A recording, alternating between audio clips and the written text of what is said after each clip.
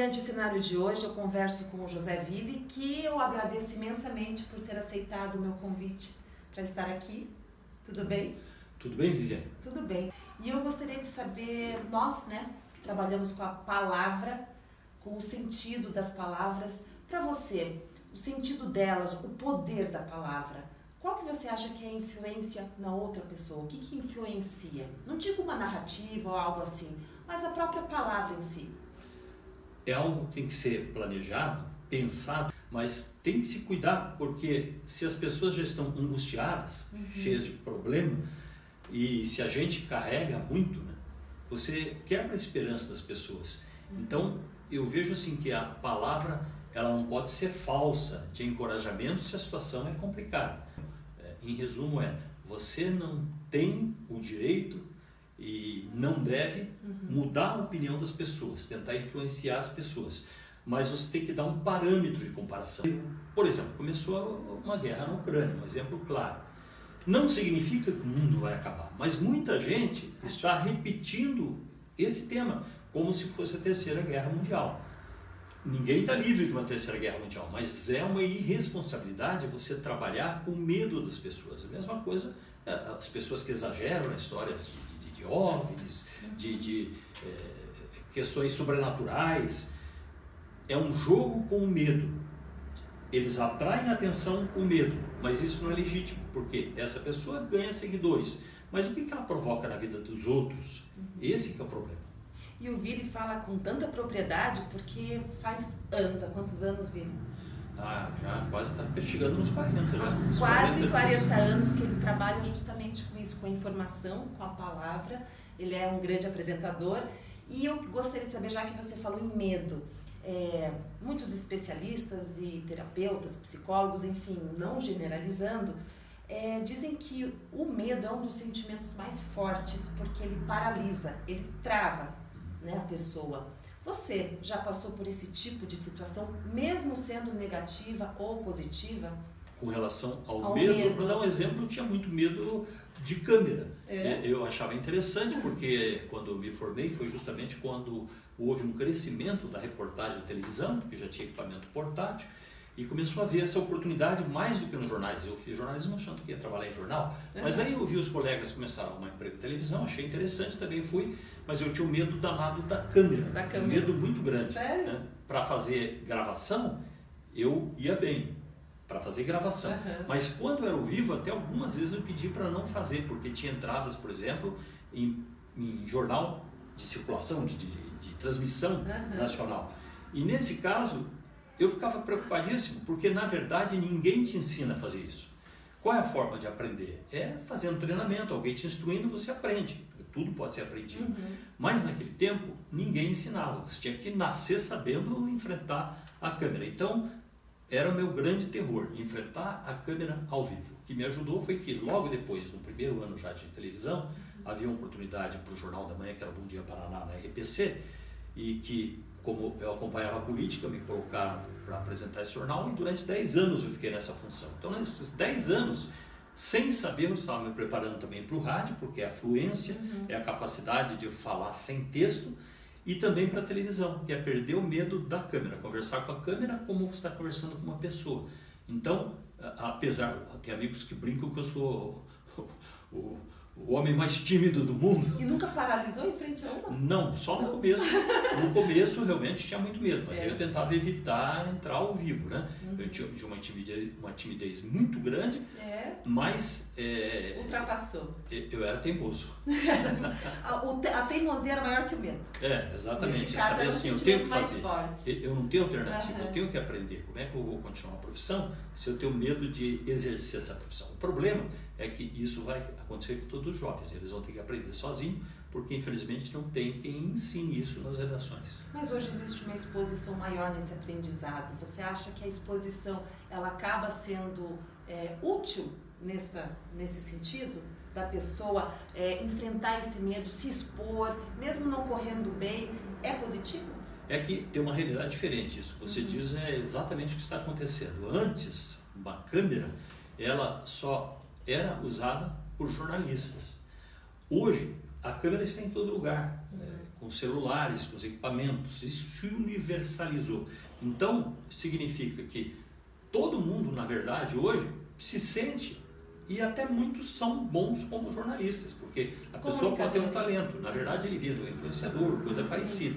Ele não entende muito bem as regras do jornalismo, mas ele faz do jeito que dá. Então, quer dizer o seguinte, hoje está muito mais fácil para o jovem perder o medo da câmera, porque ele já nasce com uma câmera, né? Pai, mãe, casa, ele vai ter. Então, aquilo que para nós era mistério, porque você só ia ver uma câmera quando ia trabalhar na televisão, era uma coisa assim, fora do alcance, hoje vai facilitar, porque na verdade todo mundo pode ser comunicador. O que é bom por um lado e ruim por outro, né? Porque tem as pessoas que têm outras intenções que não é exatamente a de informar.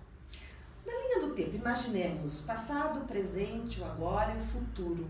Para você, essa linha do tempo que se diz existir, qual é, na sua opinião pessoal, um tempo assim mais importante, que faz mais diferença, ou que fez na sua vida?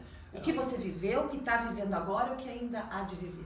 Eu acredito que é no período que passa da adolescência para a juventude, a idade madura, porque é quando você faz suas grandes escolhas.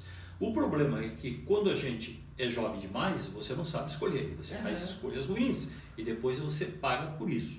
Né? Eu, por exemplo, entrei em um outro curso, que foi arquitetura, que depois eu desisti, para fazer jornalismo.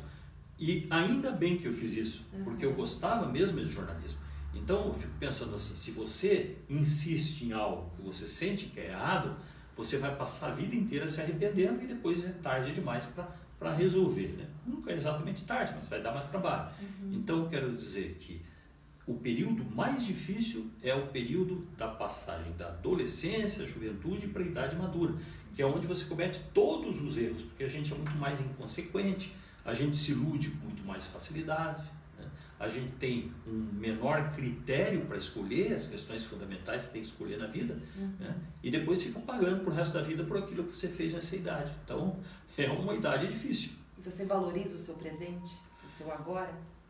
Sim, porque eu acredito que o trabalho que eu faço é útil. Pelo menos eu acredito e espero que seja, né? Porque a minha função é dar notícia para as pessoas, ter um critério para apresentar de uma forma correta essa notícia e, dentro do possível, passar sempre uma mensagem positiva, o que não significa que eu vou agir, por exemplo, como pastor, coisa parecida, não é isso. Mas eu acho que tudo que você pode passar de positivo para quem está em casa, porque às vezes a pessoa não tem orientação nenhuma, às vezes não tem os pais presentes e tem muita coisa acontecendo, né? Para dar um exemplo claro, a pandemia acabou, mas não acabou. Sim. Tem ainda em pontos do mundo. Então a juventude vai para a rua sem máscara. E aí eu acredito que é nosso dever dizer que há um risco, que não está completamente resolvido. Eu acho que isso é ter honestidade com o telespectador. É você saber que você está ajudando aquela pessoa, está dizendo a verdade para a pessoa e não está usando o telespectador como massa de manobra. Porque, infelizmente, pela audiência, grande parte dos comunicadores usam, ou principalmente aqueles da área da diversão, né, usam como massa de manobra, que é ter o máximo de seguidores, não se importando se estão fazendo bem ou mal para as pessoas. Para você, José Ville, você acredita ou tem uma inspiração de um dia perfeito? O que é para você um dia perfeito? Se é que você pode compartilhar conosco. Na verdade, isso é uma pergunta muito difícil, né? Porque a gente se acostuma, e eu sempre tive 2, 3 empregos a vida toda, né? Que não recomendo mais para ninguém agora, mas esse foi o meu trabalho, a minha rotina. Sim. E você, quando tem muita coisa para fazer, você não tem tempo para viver, né? Viver não no sentido festivo, mas de viver, de perceber o que está a seu redor. Agora que eu entrei na terceira idade, agora estou podendo, se bem que eu continuo trabalhando bastante, mas eu me dedico mais às coisas que eu gosto de fazer. Por exemplo, eu gosto muito de memória, gosto de fazer vídeos sobre memória, fazer site, tenho lá 2 sites, memoriabrasileira.com.br e o memoriaparanaense.com.br, que são sites sobre história do Paraná e história do Brasil.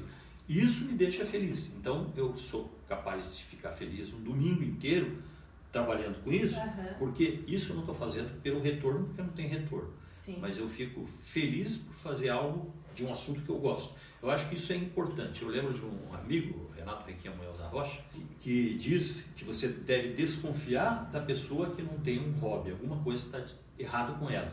Quer dizer, todo mundo deveria ter algo que goste de fazer e que faça porque gosta, e não exatamente porque é obrigada a fazer aquilo.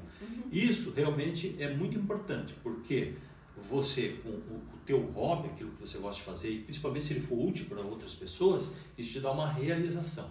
É um trabalho que te deixa feliz. O que cansa a pessoa? Fazer a mesma coisa o dia inteiro. Então você fica numa redação o dia todo e aí você sai estressado. Mas se você trabalha com aquilo que você tem que trabalhar, mas tem um tempo para fazer o que você gosta, isso diminui o teu estresse. Porque é a hora que você está, na verdade, se divertindo. Quem vê pensa, puxa, mas ele fica feliz trabalhando. Só que aquele trabalho no que gosta. É naquilo que a pessoa gosta. Então, eu acho que é a receita, né, para a saúde, para um equilíbrio emocional. É esse, você fazer o que precisa fazer, mas também fazer o que gosta.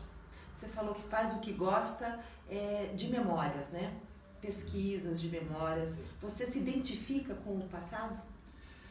Você acha importante essa ponte entre o passado e o nosso agora? É que eu acho que eu sou um viajante do tempo. Eu vim do passado, né? Eu nasci nos anos 50, né? E eu não sei até onde vai o futuro, mas eu estou levando. Quer dizer, eu vivi aquela época. Se a pessoa fala assim, o tempo que não existia, só existia jipe, estradas do interior, quer dizer, eu vivi aquela época. Então, o que eu quero dizer é, como eu tenho uma memória muito clara do que foi o passado, eu me lembro assim os detalhes, nome dos ninguém lembra de mim, mas eu lembro todo mundo e o nome das pessoas, e até às vezes escrevo no Facebook, e a pessoa não se lembra de mim, mas eu me lembro dela. Então, eu quero dizer o seguinte, como eu acho que eu tenho uma memória que funciona bem até hoje, é fácil contar como é que era a rua nos anos 60 daí. Como é que era a rua, quem que passava, o vendedor de peixe, o vendedor de pão, coisas que não existem mais. Não tinha televisão, só tinha o rádio. Como é que era a nossa rotina? Tempo, inclusive, que não tinha luz, em algumas cidades você não tinha luz, você não cheguei a morar em casa que não tinha luz. Então, como é que era essa vida? Eu acho que você tendo vivido isso, e a gente não reclamava porque era o que a gente conhecia, então parecia que estava tudo bem. Então, o que eu quero dizer é assim, aí que vem a ligação com o passado. Ter vivido, né, naquele tempo, e poder contar essas histórias para as pessoas. É isso que eu acho interessante, porque é uma coisa que eu vivi que a maioria não viveu. Outros que viveram já se foram. Então são poucos que estão aqui para contar. Então o que me deixa feliz é poder contar a história por esse motivo, porque eu vivi lá atrás, nessa época. E você tem na sua memória algum dia, alguma situação assim que por mais que passem os anos e passem, você nunca vai esquecer? Eu acho que foi quando me chamaram para valer para ser repórter. Isso me deixou muito feliz. Porque eu queria ser repórter, tinha feito jornalismo, é uma época de crise, todo mundo dizia que não tinha emprego e tal. E aí teve um teste, hoje a gente trabalhava aqui nessa TV, né? É um misto de estagiário, mas fazia reportagem, também no SBT naquela época. Mas foi quando houve um teste, muita gente, foram uns 40 pessoas. E eu, para repórter, fui o único chamado, depois chamaram mais um também, mas eu fui o primeiro e o único chamado naquela vez. Aquilo me deixou muito feliz, porque eu achava que eu via como algo impossível.